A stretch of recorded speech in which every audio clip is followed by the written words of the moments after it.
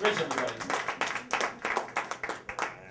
Oh, you really can't see anybody. This is great. So when I was 23, I was a smart, successful college student. My friends called me a nerd among nerds. That's a compliment. And I was lucky enough to be invited to give a talk, a 20-minute talk at a national conference. It was the Association for Computational Linguistics, right? Big time nerd. And this doesn't usually happen to undergrads, so it was quite an honor, and it helped to keep my substantial ego nicely inflated. This is back in the day. There's no PowerPoint slides. I drew diagrams on pieces of acetate by hand, and just figured they would go on an overhead projector. You remember these. And I would just tell what the diagrams were about.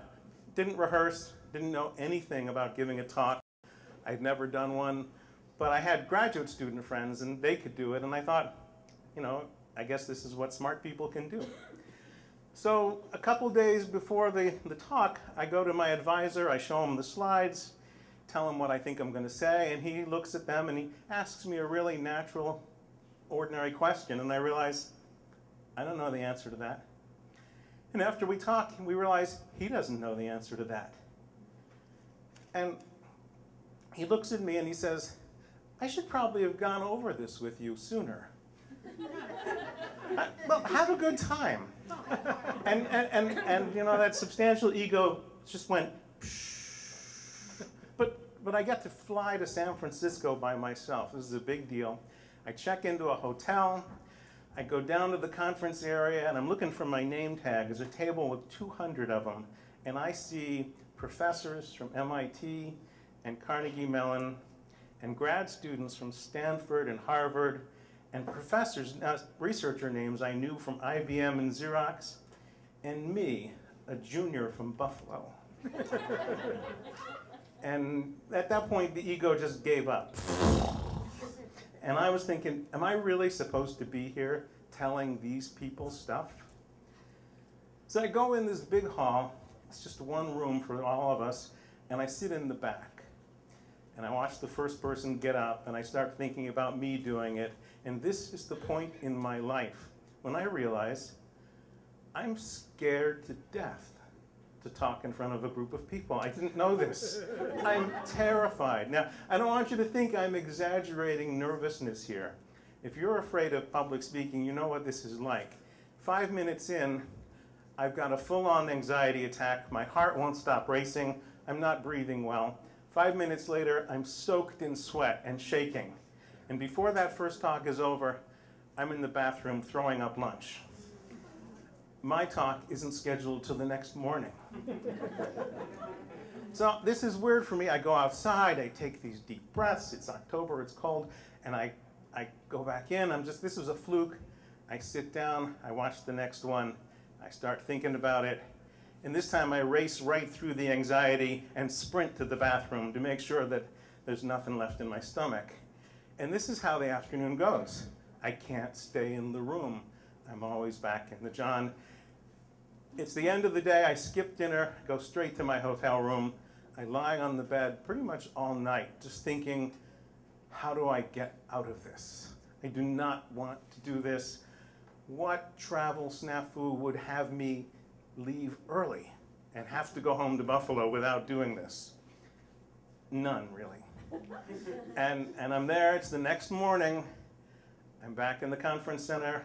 I'm back in the room. I'm back in the bathroom throwing up. And I'm not going to drag it out. I go back in the room. Eventually, they call my name. And I stand up, and I'm like somebody off of The Walking Dead. I just shuffle forward. I get up to the front. I drop my slides. And I'm grateful, because it means I've got 20, 30, 50 seconds. How long can I spend picking up 6 slides? and I turn around, I put the first slide down. Now, and I'd like to say it didn't go as badly as I thought. I'd like to say that. But Mike said I have to be true as I remember it, and I remember it was far worse than anything I'd ever imagined.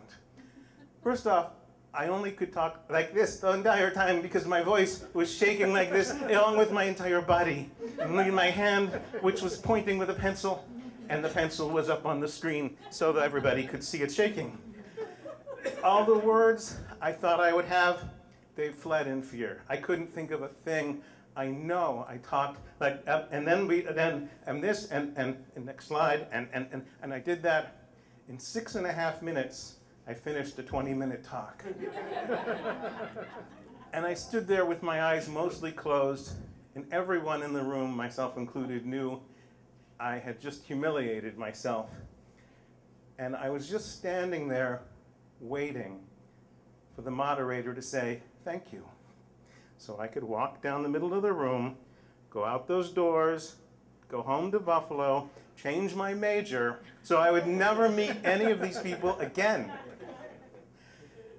And he didn't. Instead, he says, "Well, any questions?" And I think, you bastard. But I look out, and this guy in the second row stands up. And he says something nice. I don't know who he is. And then he asks me this question, which is really easy to answer. So I try. I go, yes.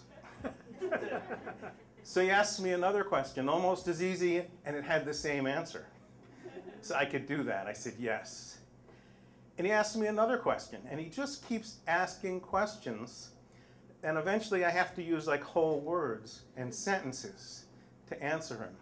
And he keeps standing, and he makes this relentless eye contact, so I can't look away from him. And it's like we're talking, and I don't notice the 200 people surrounding him. And he keeps doing this for like 8 or 9 minutes, and he elicits from me all of the points, most of the points I would have made if I had been remotely coherent. And then he says something nice again, and he sits down. I get a little applause, and finally he says, "Thank you," and I walk down the middle, walk out of the hallway, and just sit on the floor in the hall outside. I am totally exhausted, drenched, and I knew I'd done a terrible, terrible job, but I had said all those good things in the last 10 minutes as part of this conversation. And it's a funny thing about memory. If I thought about that, the last 24 hours of terror and anxiety just seemed like excitement, not so much fear. And even though I'd done an awful job, I thought, next time, I could do better. The idea that I could even imagine next time after all that throwing up is pretty impressive. And I went home. I told a bunch of lies about how it went. And sometime in the next few weeks, I got to thinking about that guy who had stood up. He'd done that on purpose.